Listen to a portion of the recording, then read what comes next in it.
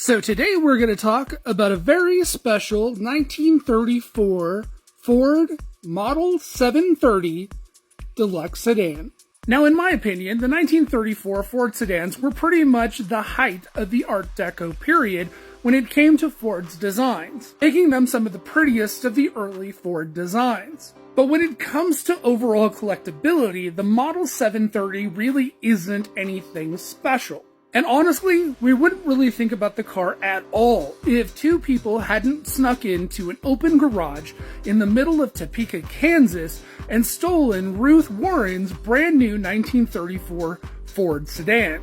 But unfortunately, those two people just happened to be Bonnie and Clyde Burrow, who went on a crime spree that ended up killing 13 people. They drove that car across multiple states, including Texas, New Mexico, Oklahoma, and Missouri. With some press that Henry Ford really wasn't expecting, his V8 was capable of outrunning almost every cop car in those states.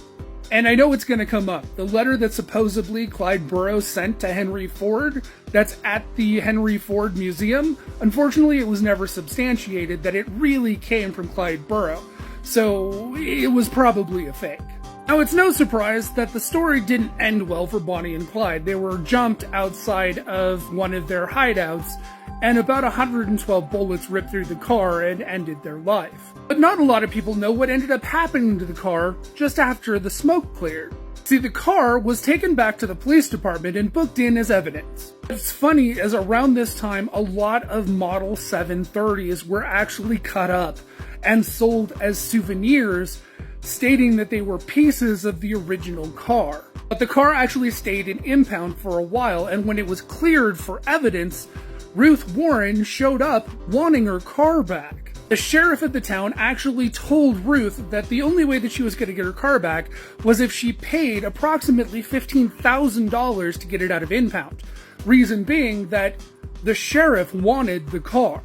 For a little bit of context, that's about $337,000 back in 1934. Ruth ended up actually taking the sheriff to court and won to get her car back. After getting her car back, she ended up selling the car to a guy by the name of John Castle, who ran a company by the name of United Shows.